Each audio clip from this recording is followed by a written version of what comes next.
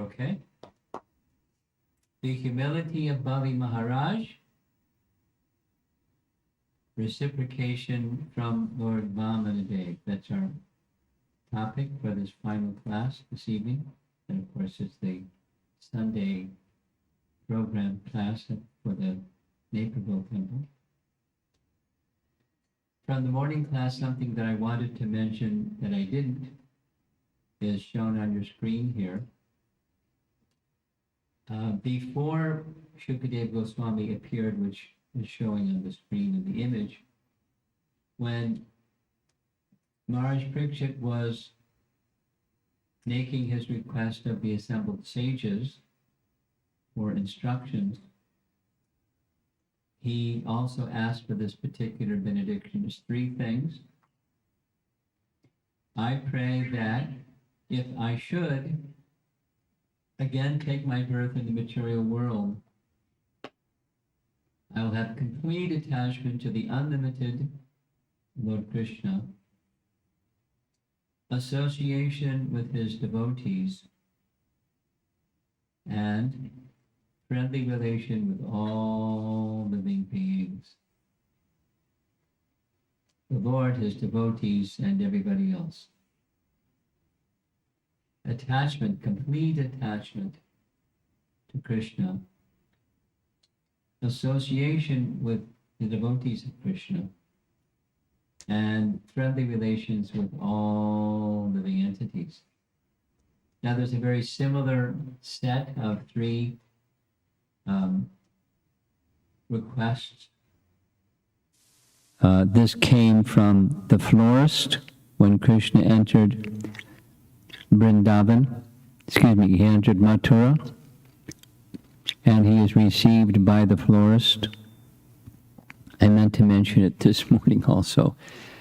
The very words that Krishna spoke to the washerman in Sanskrit, the very same words he spoke to the florist, and the very different response. So, because the florist was filled, he was anticipating that Krishna would come. He knew that Krishna would come. And he had a very special garland already prepared for Krishna and for Balaram. And Krishna didn't even have to ask for it. He just, with his eyes, he looked at that garland hanging on the wall.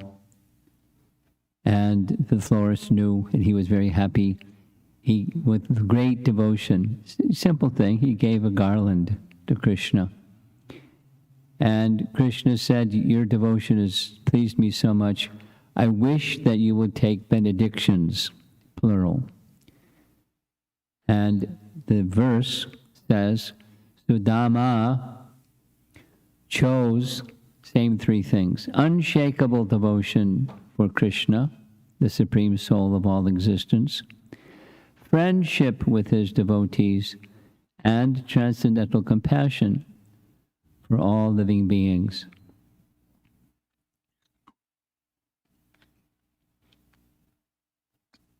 From this morning's class. And Krishna's response, the last verse of this chapter, Krishna consented, and he also awarded him strength, long life, fame, beauty, and ever-increasing prosperity for his family. So, material well-being combined with spiritual well-being, that's Krishna.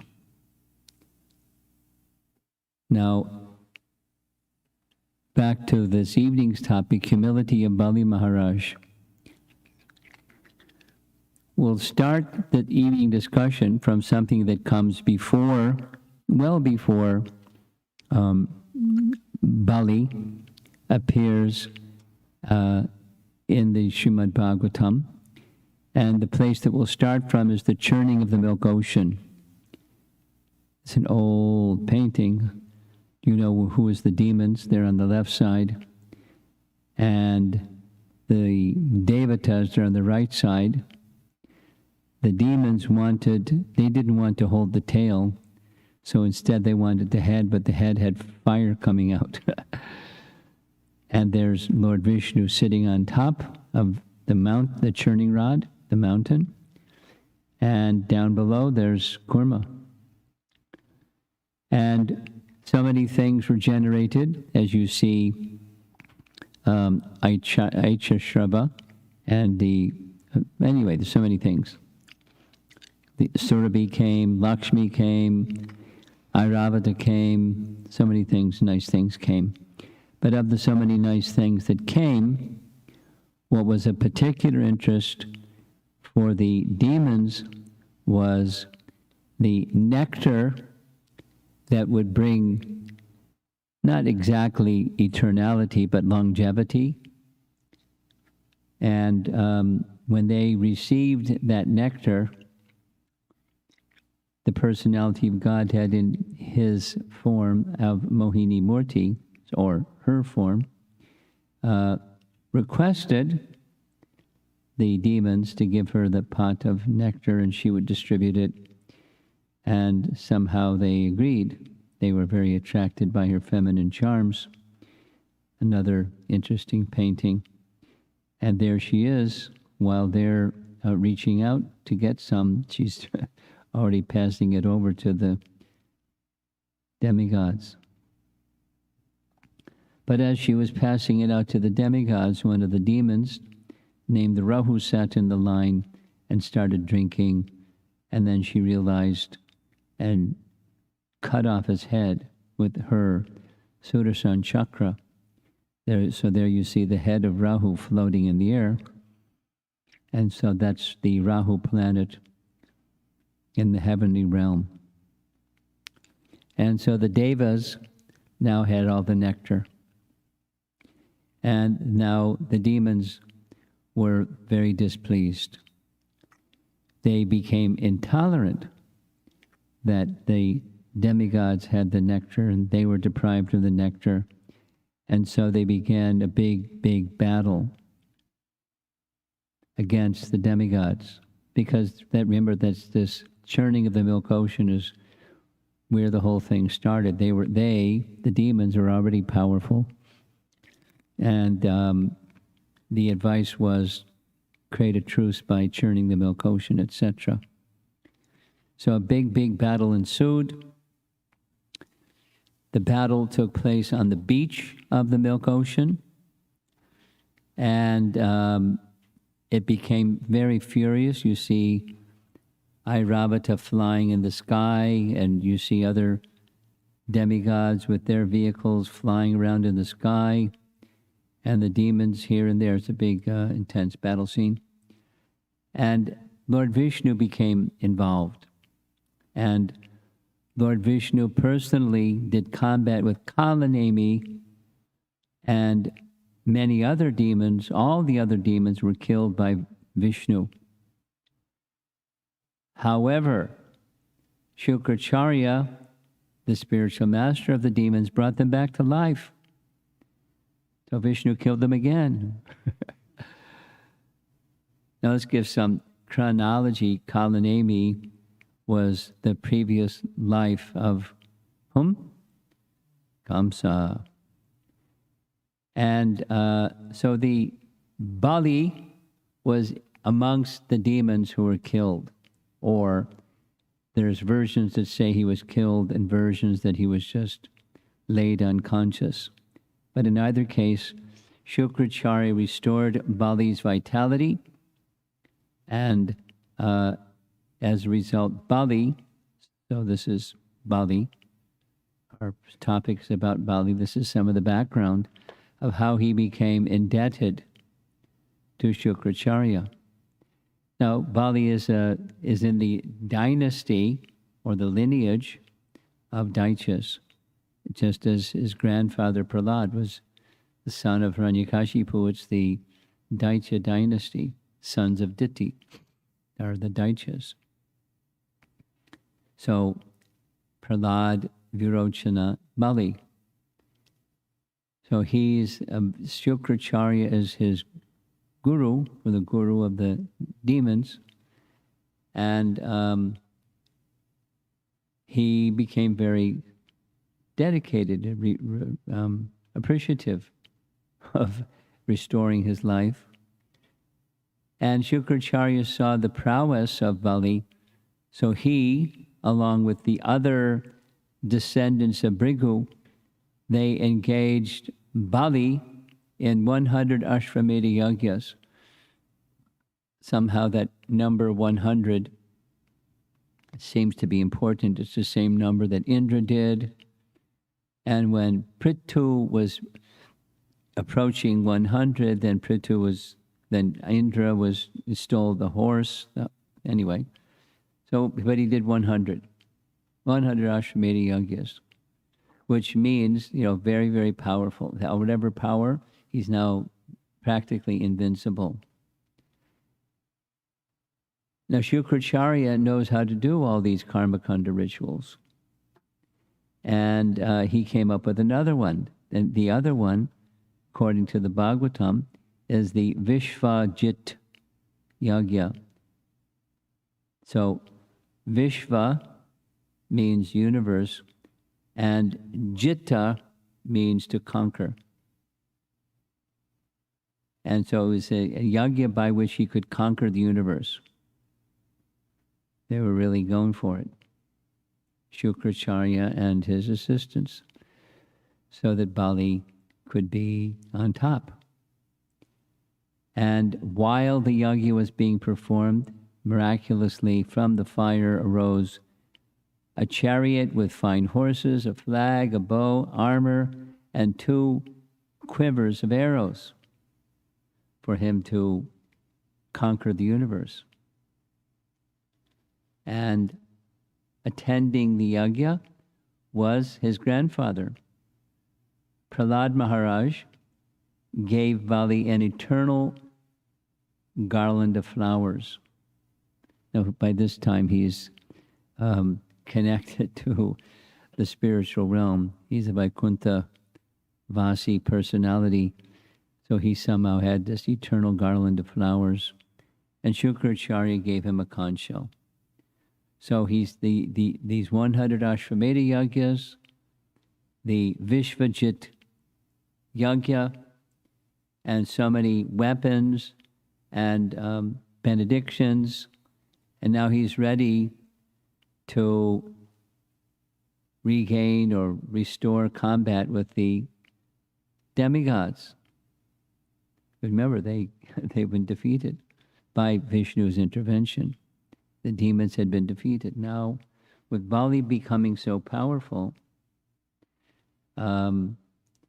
he went to the kingdom of heaven, and nice painting. Indra saw them coming, heard his conch shell, and the vast, vast army ready to invade the kingdom of heaven. The whole situation looked as if they would swallow the sky and burn all directions. So you see, Indra looked a little apprehensive. So what did Indra do? Indra went to the spiritual master of the demigods and asked what to do. And Brihaspati is pictured as riding an elephant. So Brihaspati advised the demigods, Bali has done this Vishvajit Yagya. There's no way you're going to defeat him. Best that you just disappear. Make yourselves invisible and leave the heavenly planets and go directly to the abode of Lord Vishnu and seek his assistance, because Bali has become invincible.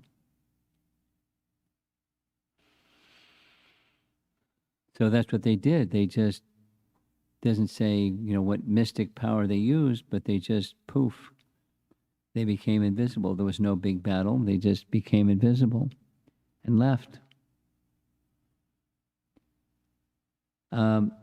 After they left, Aditi was very concerned with the loss of her sons and her, the kingdom and the power and the position of her sons, the demigods.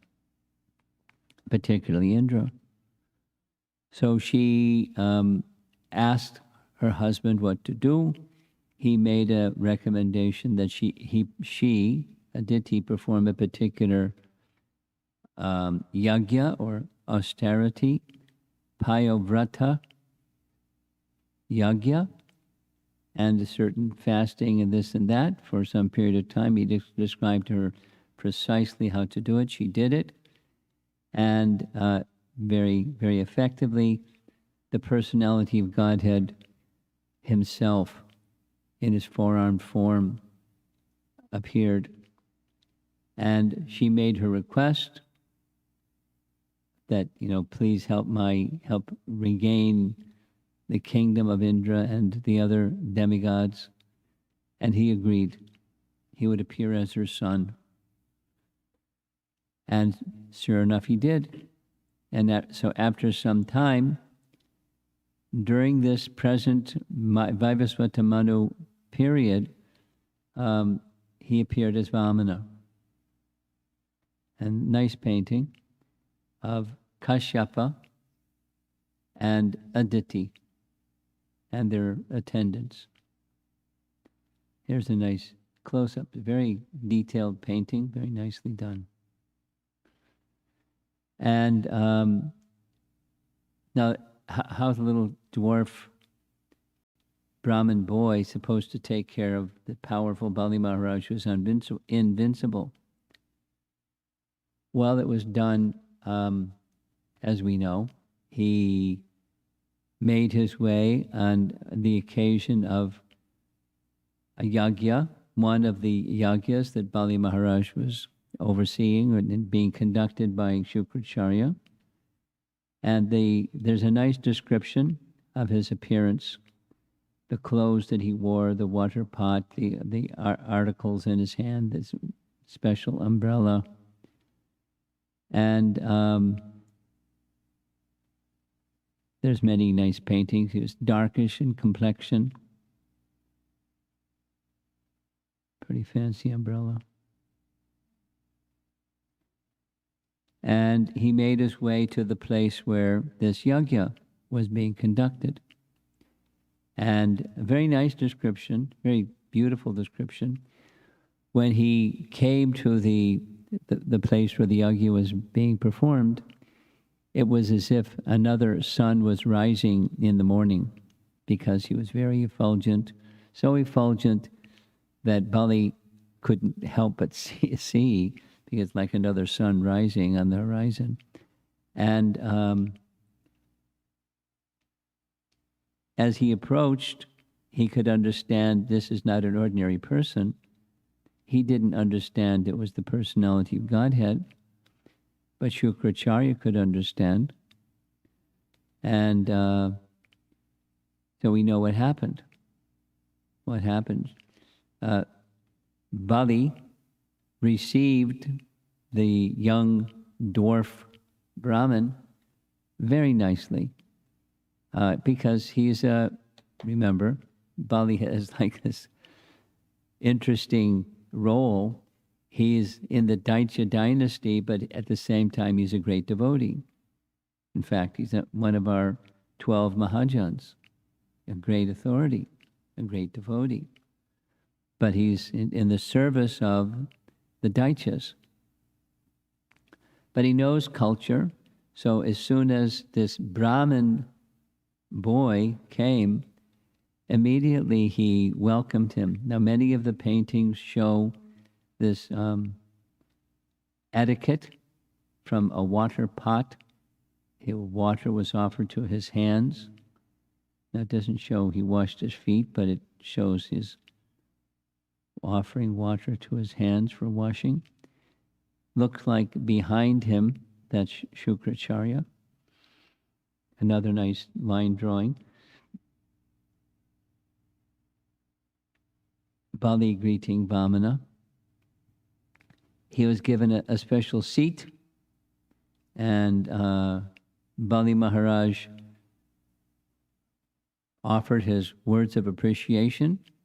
You've come at just the right time. The presence of a personality like you will certainly make this sacrifice auspicious? Please let me know what gift I can give to you. Anything at all that's in my power to give, it's yours. So, a dwarf has short legs. You know what a dwarf is? Somebody that has really short legs. They're, instead of the regular height of a person, they're really short. A dwarf. And particularly short is their legs. Now you know what a dwarf is. Vamana up here is a dwarf Brahmana. Dwarf Brahmana. So he said, I don't need much, I'm a Brahmana, you can just give me 3 paces of land. And he looked at his legs and said, 3 paces of land. He said, that's all I require. Shukracharya said, no, don't do it. Why not? Because he's Vishnu. And because he's Vishnu, he's very clever. He'll take everything with those 3 paces of land. And if he takes everything, then how are you going to perform your karmakanda rituals? Because you need wealth and you need space to do the rituals. And you won't be able to do your rituals.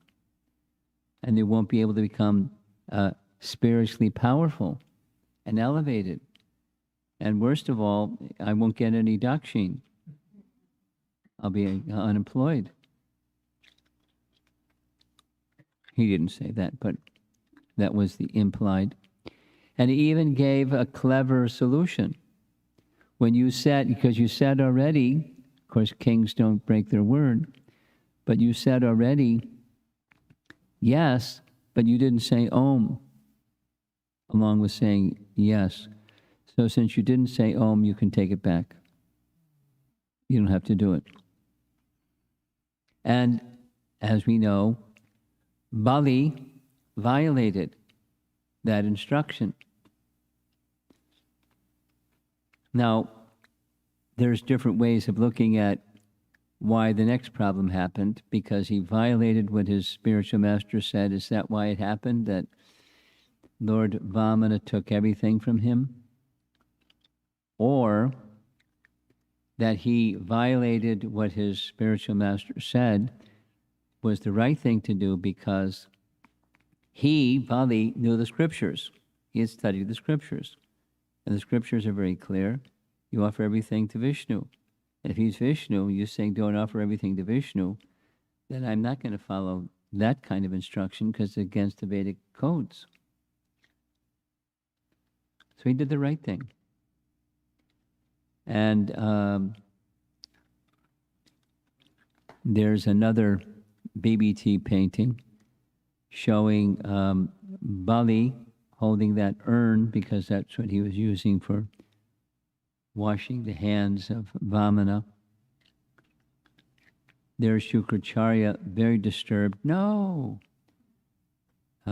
Take it back. Don't surrender to Vishnu. But it's too late, and Bali was not going to comply. So, Vamana started making himself really big. It's one of the 8 mystic cities to become really big. And he was really, really big. Such a gigantic form that with 1 pace he covered the entire earth and sky. With his hands, he covered all directions.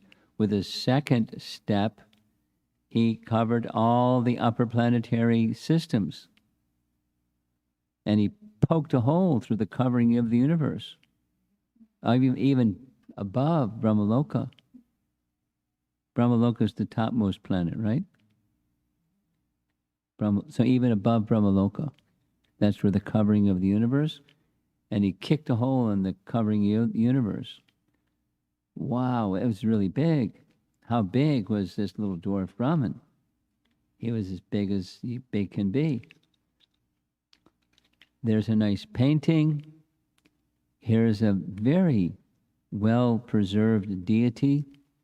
if you take a look at his left foot, it shows his left foot is at Lord Brahma's feet. Actually, it was above Brahma's head. And down at the bottom, there's Vamana with his little umbrella, and Shri and Bhu Devi on either side. So that's 2 steps. So Vamana asked him, what about the 3rd step? You promised me 3 paces of land. And so the solution was, no problem. You can place your foot on my head. That's the 3rd step. So Vamana did that as he's paying his obeisances. Again, this is a very celebrated pastime, so there's many nice drawings and illustrations of the pastime.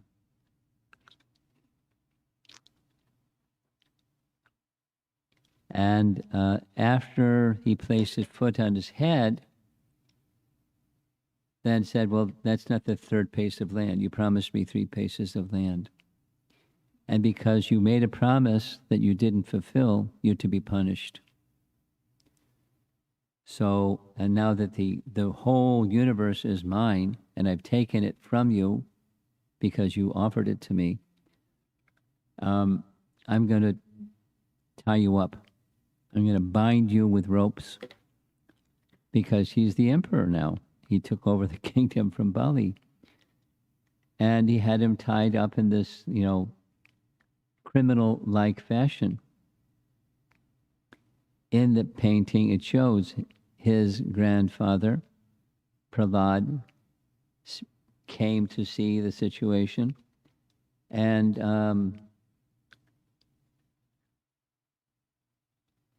there was a whole commotion. Like, hey, wait a minute, he surrendered everything and you're punishing him? And, some other people, including Prahlad, saying, no, this is very good. He's the Supreme Lord. He can do with his devotee anything he likes. Let's see what the dialogue actually says.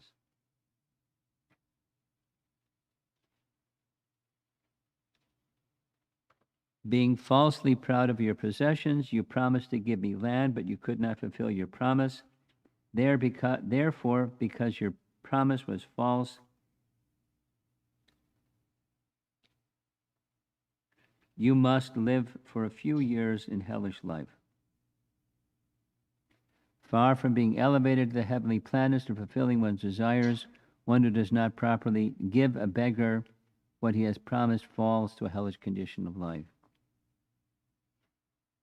Pretty intense, huh?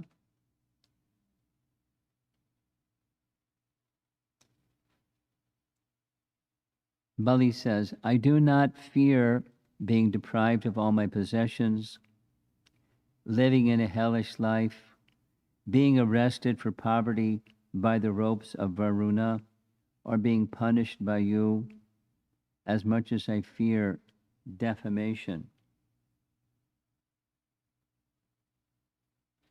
Although a father, mother, brother, or friend may sometimes punish one as their well-wisher, they never punish their subordinate like this.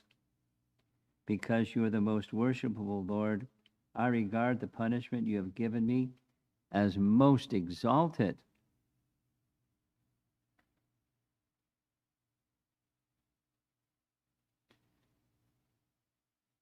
Goes back and forth. My grandfather, Prahlad Maharaj, is famous, being recognized by all your devotees. Although harassed in many ways by his father, Hiranyakashipu, he still remained faithful, taking shelter at your lotus feet. And then he speaks some philosophy about the uselessness of the material body and comes back around to saying the importance of remaining perpetually surrendered unto you. Now, Shukracharya warned him, is Vishnu. He's just demonstrated he's Vishnu. He was right.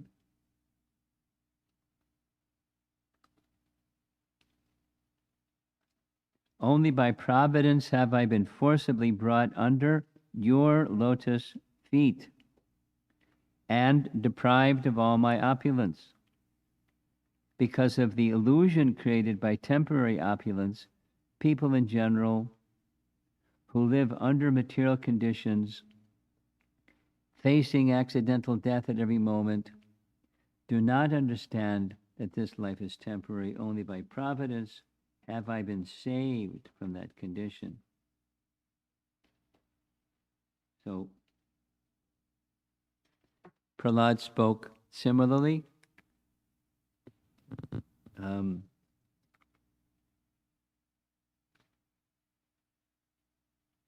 Yeah.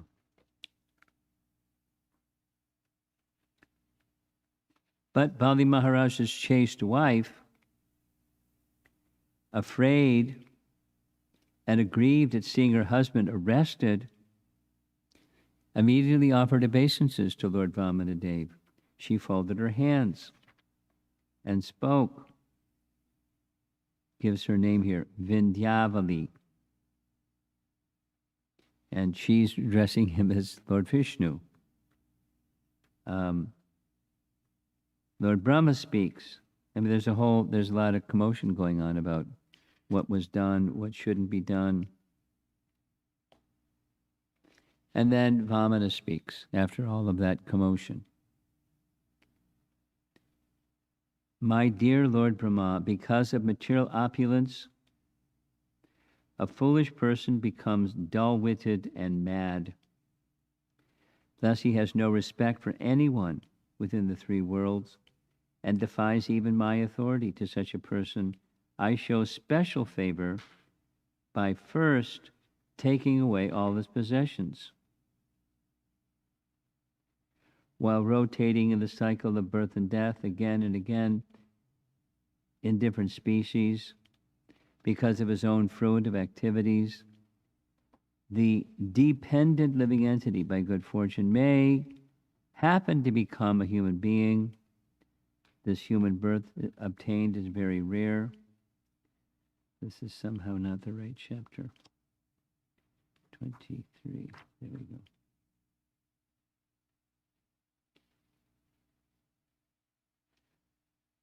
Anyway, what it wanted to read was, Vamana explains why he did what he did. Because of his great tolerance, I have given him a place not obtainable even by the demigods. He will become king of the heavenly planets during the period of the next Manu. Until Bali Maharaj achieves the position of the king of heaven, he shall live on the planet of Sutala, which was made by Vishwakarma, according to my order. Because it is especially protected by me, it is free from all mental and bodily miseries, fatigue, dizziness, defeat, and all other disturbances. Bali, you may now go live there peacefully. Oh, there's a section I meant to find. He is declaring to everybody, I did this deliberately to show the very special position of Bali Maharaj. Deprived of everything, he still made no protest. It shows his greatness. The whole world, I wanted the world to know how great is he. He's so dedicated to me that even this, no protest, no sound, just simply accepting.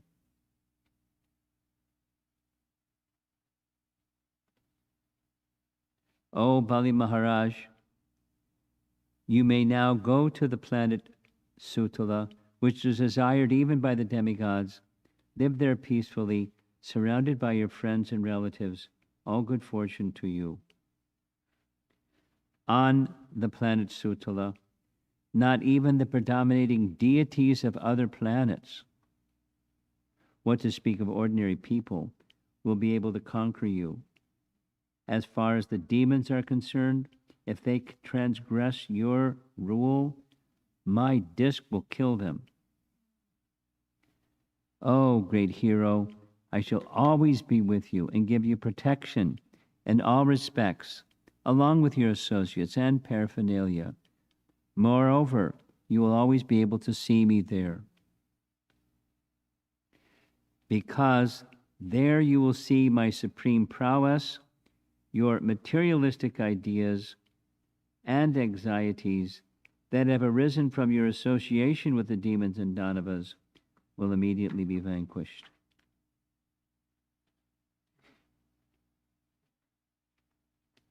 Pretty amazing.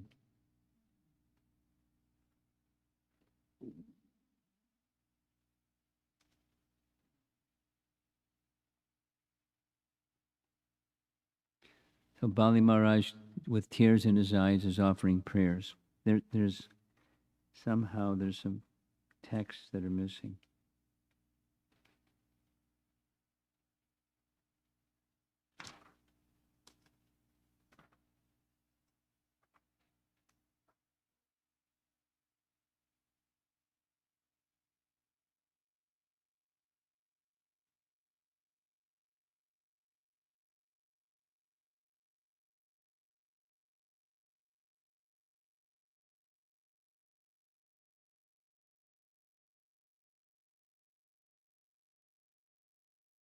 The Supreme Personality of God had assured Prahlad Maharaj, you shall be able to see me there in my usual feature with conch, disc, club, and lotus in hand, because of your transcendental bliss due to always personally seeing me, you will have no further bondage to fruitive activities.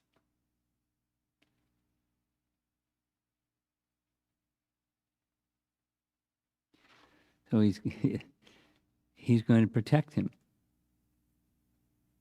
He's honoring, he's giving him a position, he's depriving him of the worldly opulence in one sense, but giving greater opulence in Sutala and protecting him from his material desires by his personal presence, standing at the gate of Sutala, not allowing any intruder to come, with the Sudarshan Chakra and club, chopping anyone that tries to interfere. He's completely safe and protected, even from his own material desires that arose due to a bad association. Here's a nice drawing of where Sutala is. You find it in chapter 25 of the 5th canto, but there it is. Above, from 7 up, Bhuvar and Swargaloka, and then Maharloka, Janaloka, Tapaloka, Satyaloka, then going down, Atala, Vitala, Sutala, number 10, in that diagram at the bottom. And finally, in the 5th canto, where it describes Sutala,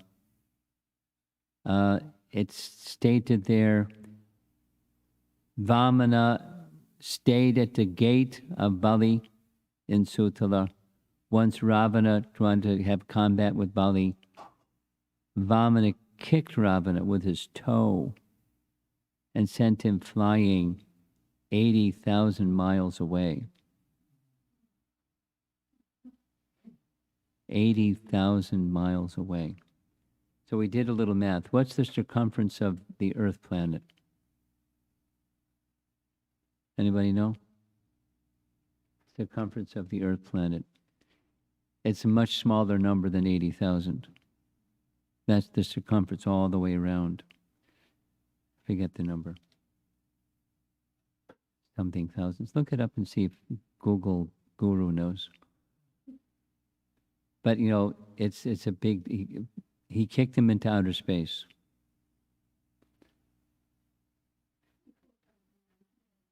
How many? 24,000 is the circumference of the Earth.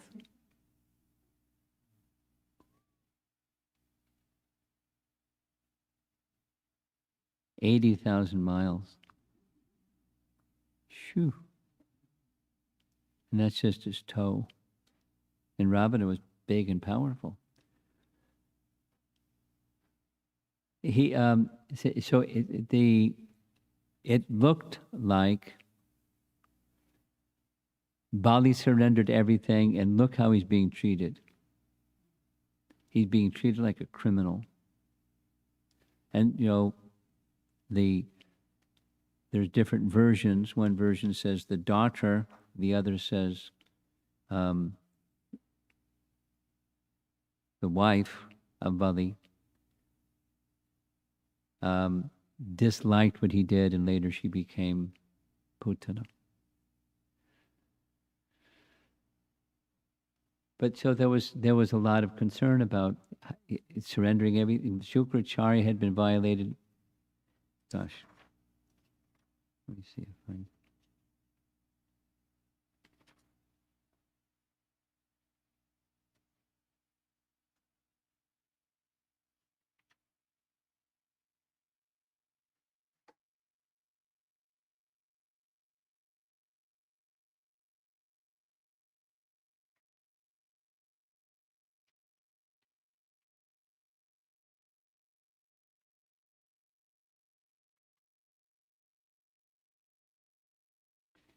Well, it's not working. I can't find the verse. Just speaking with that rather than reading the verse, because the verse is very nicely composed.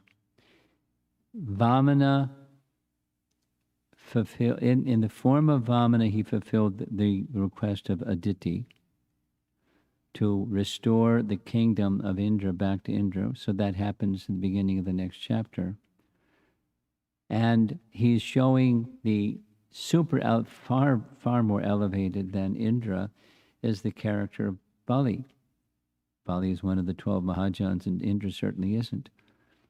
But his character is the character of the exalted personality that he was. He surrendered everything, and he made no protest when he was punished for not surrendering the 3 paces of land. So that's the reciprocation of the personality of Godhead. He wanted his glory to be known, and so sure enough, his glory became known. And his one of the lessons, I mean, this is like an extreme situation that our life is not going to be confronted with, but sometimes we're confronted with seeming unfair set of circumstances based upon what we have done, and what we have done, what we have done, and what we have done, and then next thing, this most unfair set of circumstances may manifest. So what do you do? Well, the lesson from Bali is you stay fixed in this unchanging, unmoving position. That is, I'm the servant of the personality of Godhead. Someone was just sharing this with me in a letter. They've been through a very trying experience, and they were feeling hurt and victimized by the circumstance unfairly. And something that helped them flip it around was to understand the circumstance. It has something to do with their own doings, their own past activities, etc. And so here we are. And Krishna doesn't remove his shelter. Krishna didn't remove his shelter. Vishnu didn't remove his shelter from Bali, although it looked like it. And for most people, it surely would have felt like it. So, but he didn't feel hurt. He felt that it's the greatest of mercy. That's how he said it. No one has been dealt with this way, and that you're dealing with me this way, this is your special mercy. And it was. And he was able to see it. And as a result, he had, Vishnu became the guard at his door perpetually.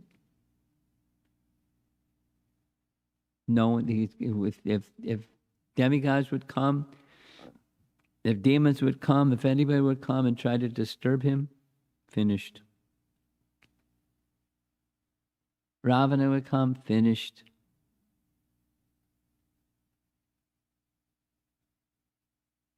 Opulence, everything that he needed. So it's a misconception that these that I had. The lower 7 planetary systems are bad places. Well, they're not good places, but they're not hellish planets. Hellish planets are below the 7 planetary systems. Those planets they're called in the Bhagavatam subterranean heavenly planets. There's opulence that even surpasses the opulence of heaven. So it sounds like not a bad place to go, right? If you want opulence, then that's not a bad place to go. So actually reading those sections of the 25th chapter, I think it is, 24th chapter of the 5th canto that describes these places. The unwanted part of it is, well, there's several. There's no sunlight because Bhumandala stretches the entire plane and the sunlight is above Bhumandala, so there's no sunlight. But there's other light, it's by artificial light. Jewels on the hoods of serpents and things like that. And it looks like they're going to live forever, and then all of a sudden they die. So, the attachments and attachments and attachments, and then poof. Now, death is not present any place at any time, but it's made extreme because there's no expectation, and then poof. So those are some of the features. But this very position, after the present Manu, at the change of each Manu, there's a change of all the major demigods. There's a new set appointed. Something like when a president comes in, he appoints his cabinet in a similar way. When new Manu comes in, he appoints his different demigods. So it's going to be the next Indra. So he's deprived of the kingdom of Indra, but he becomes the next Indra. So he'll live such a long life and be protected and most importantly, protected even from his material desires. Material desires that arose due to bad association. So he's our Mahajan living in Sutala until the next Manu comes.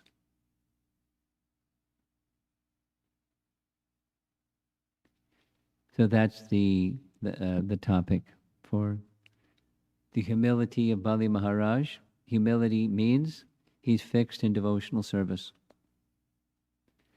Even in extreme situations, the most extreme situations, fixed in devotional service. And one who is in such a disposition towards the Supreme Lord, he reciprocates. Although it may not look like it, at least initially. It may look like, what? Why is bad things happening to good people?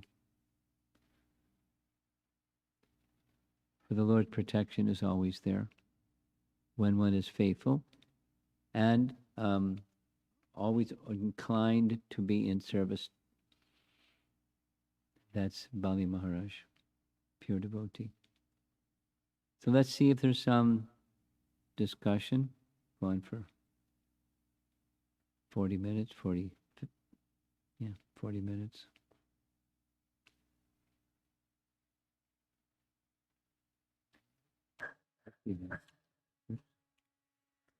Comedy. Hare Krishna Maharaja. We have a question from Shrita Prabhu, who asks, From Vamana Dev's story, it appears that Shukracharya is a very elevated person. He could even predict how the Lord would occupy his steps and explains the same to Bali Maharaj. It is so bewildering that a disciple could understand the essence of the scriptures, but not the spiritual master himself. He went to an extent that he even cursed his disciple in an externally difficult circumstance. Could I kindly ask your comments on Shukracharya? What was the question at the end? Could I kindly ask your comments on Shukracharya? Oh, he wants a comment. My comment on Shukracharya.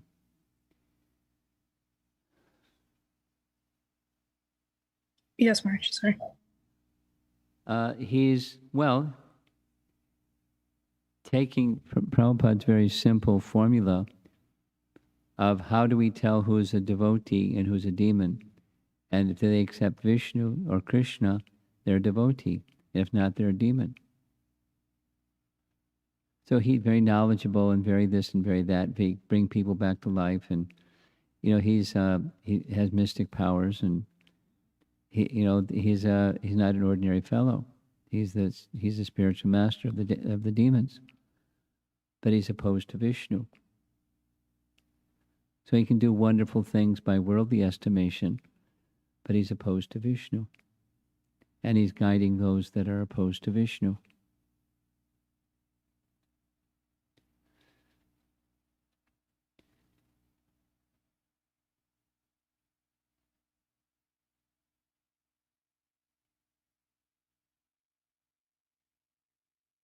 Next. Thank you, Marge. Srila Prabhu has another question.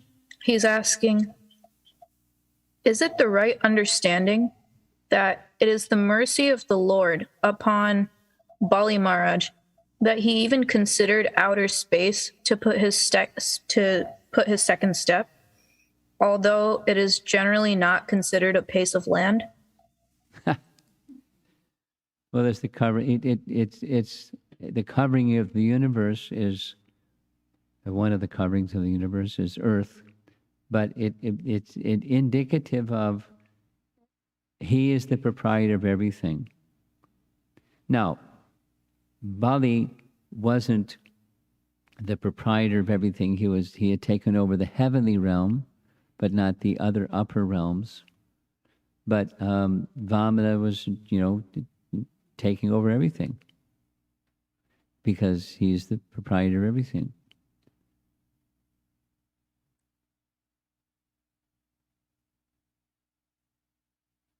That's the significance, my understanding at least.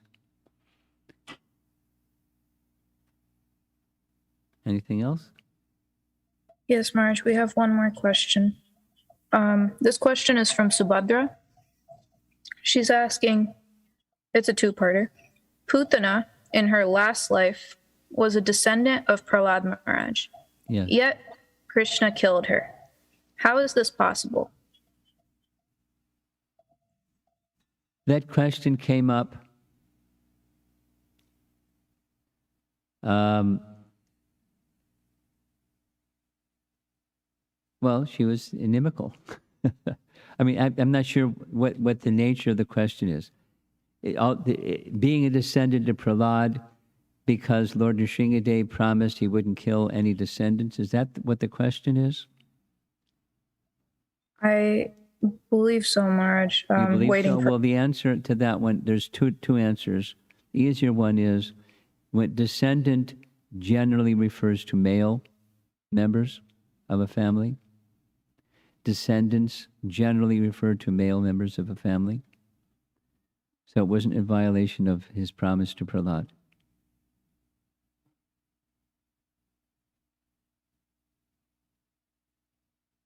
Next.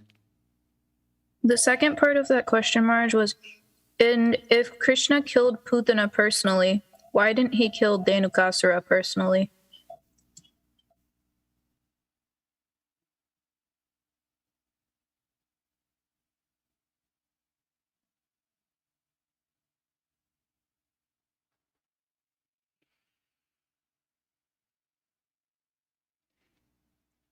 The explanation that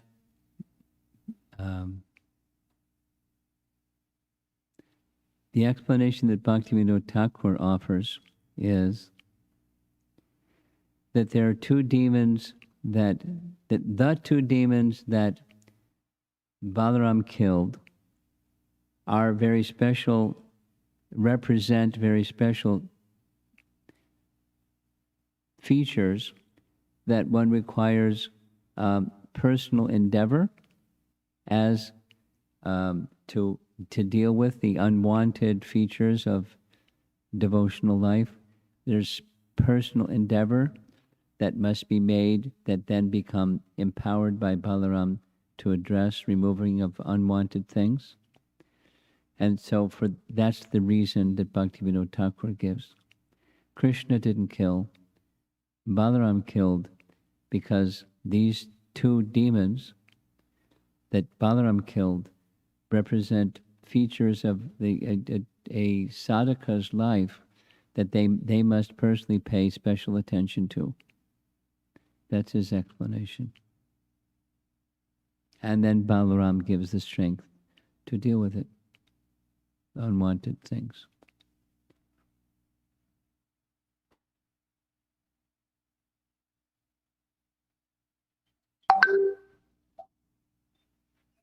Is that it? Sorry, Marge. There's a question by Yugala Preeti Mataji. She's asking, why was a pure devotee like Bali Maharaj given the position of Indra instead of going back to the spiritual world? Well, why not? It's not like Bali Maharaj was wanting that post, but he can do a service in any place that the Lord wants him to do some service. So your question is, why would the Lord want him to do some service? Because he wants a qualified person to be Indra. It doesn't mean that after his life, he where was his destination after his life as Indra? He was given a benediction to live a long life. And in that long life, he's going to be doing some service for the personality of Godhead somewhere until that lifetime is over. So he is living a long life. He continues to be a Mahajan even in the post of Indra. He continues to be a Mahajan even in the post of Sutala. So his destination, whenever his life is over, is the spiritual world. And while here, he's going to do some service,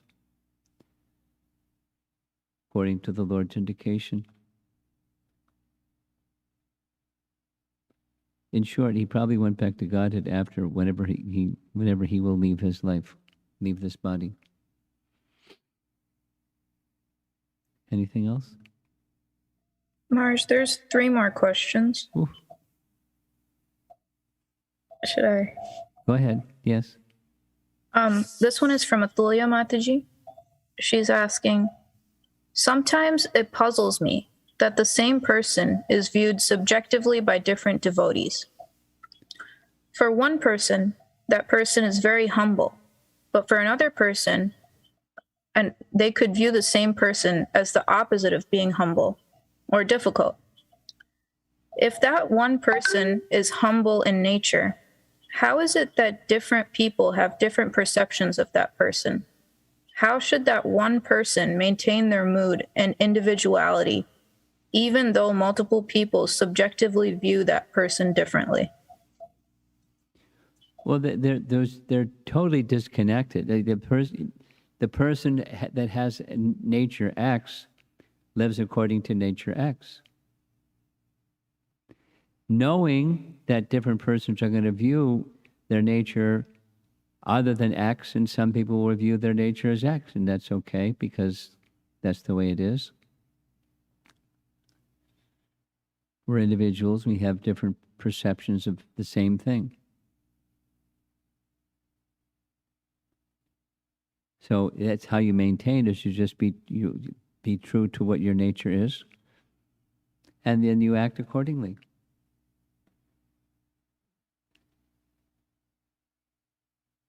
Now, yeah, there's subtleties to that. That is to say, somebody in their office may act differently than they act in their home, and then they act in their home, they may be different than when they're in a formal function, and so we have roles to play, and when we have roles to play, we act accordingly. That's not a different personality. So persons will be perceived differently because of the roles that they play sometimes.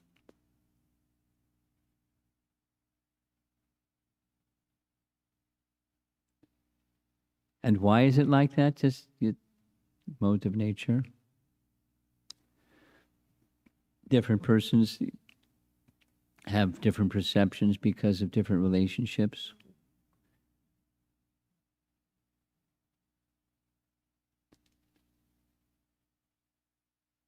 Next.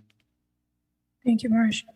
The next question is from Radha Kunja Bihari Prabhu, who's asking, can we consider the episode of Bali Maharaj to signify that if an elevated devotee somehow gets into demoniac association, then the Lord will step in personally and guard the devotee from all inauspiciousness? So that's not the main, that is an outcome, but it's not the main message. It is an outcome, yes. It's not the main message. The main message is the total dedication and surrender that Bali had and has to the personality of Godhead, to an extreme. Next.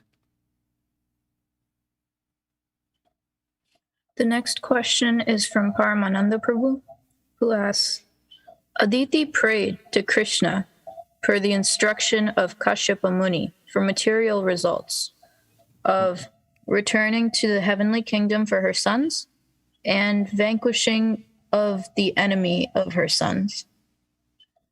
As a result, Vamana appeared as the son of Aditi, which is a very high benediction in spite of the material nature of the request. How do we understand this? He's very kind. And she's a great devotee, as is her husband.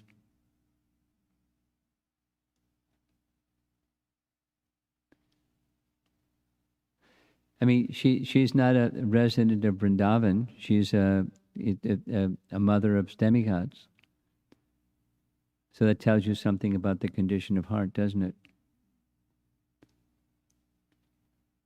She's in the position that she's in because her heart condition is the condition it is. That's not surprising. Demigods do all kinds of things like that. They want protection from demons, and she wants protection for her son from demons. No surprise.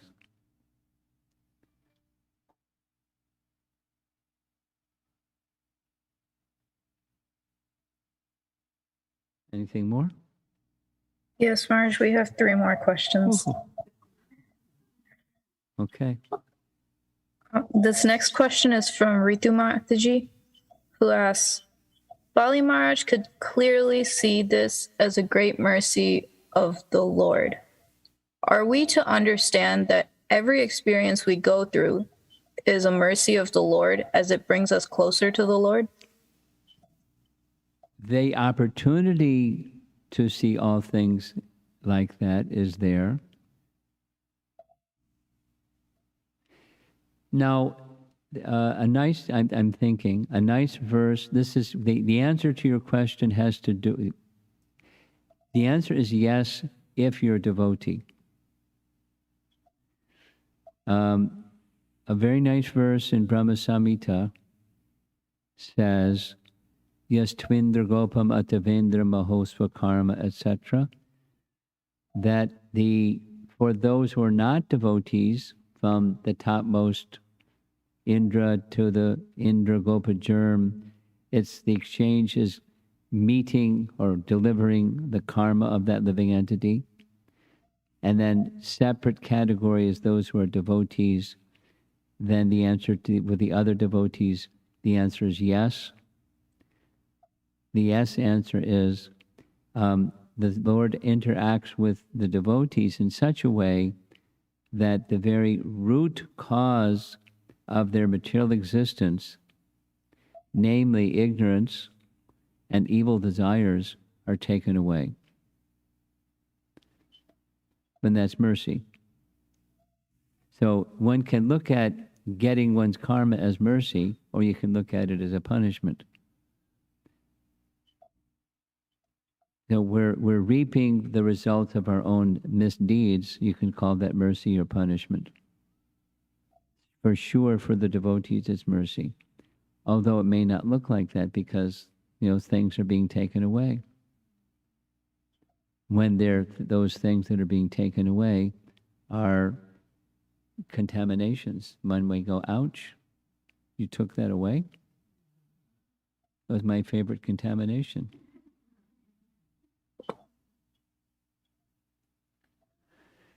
So the answer to your question is yes, particularly for devotees.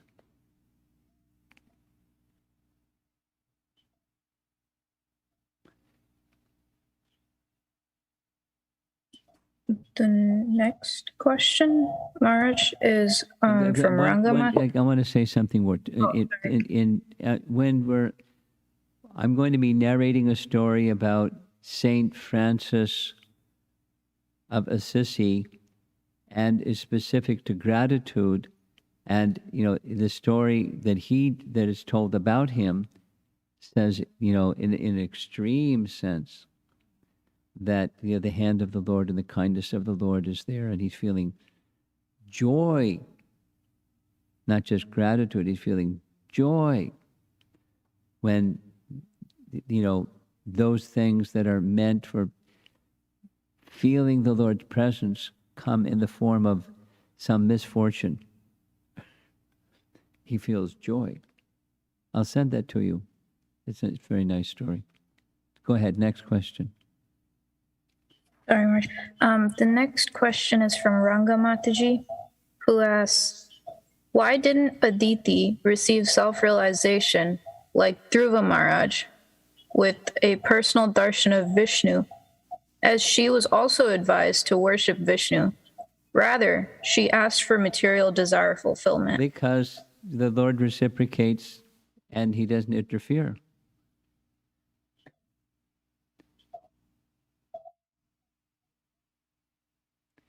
No. Dhruva had Narada Muni's mercy. Dhruva had his mother's, Suniti's mercy. And he had an intense desire to receive Vishnu's mercy. And Aditi's orientation was a little different. It was strongly on the material side, and not to say that Dhruva's wasn't, but her the purification that came for Aditi was not the same as the purification that came for Dhruva. And my understanding is it has a lot to do with the merciful instruction that he got from his mother and from Narada, which was pretty much the same instruction, other than the details of how to engage in devotional service. But he was engaged in devotional service. She was doing a particular vrata to get some benediction from Vishnu. So he appeared for that purpose.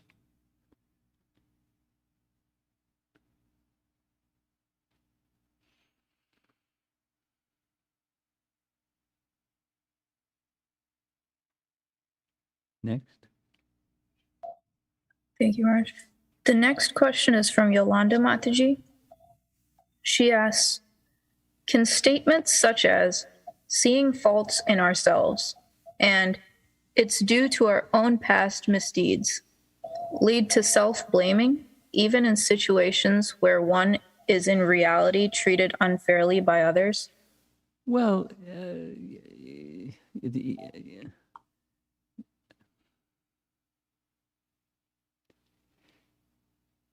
Bali wasn't feeling victim consciousness. Was he treated fairly? You can hold up, yardsticks and say he wasn't treated fairly.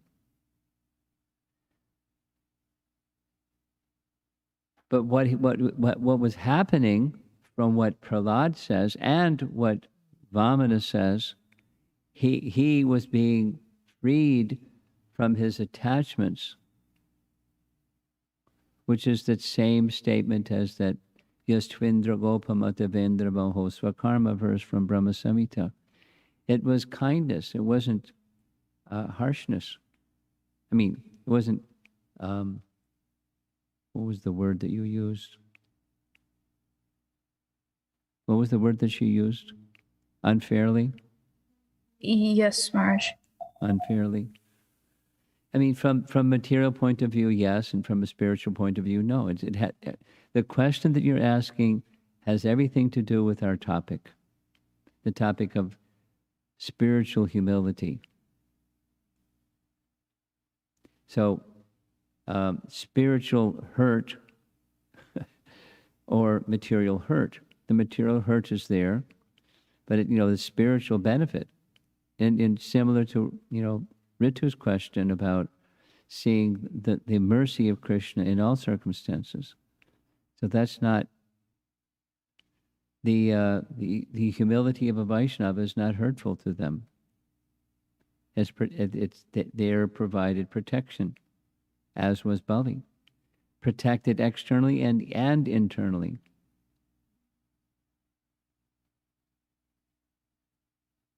I hope I'm making sense. Next. That's all we have, Maharaj. Okay. We've gone for an hour and 15 minutes. The Sunday class usually ends a half hour, 15 minutes ago. So I think we're going to end. And whatever happens after that, happens after that. What happens after that? Okay. This is it. Well, thank you all for joining this interesting event, virtual seminar, winter retreat. And we'll call it a close. Thank you very much for coming. Srila Prabhupada Ki Jai.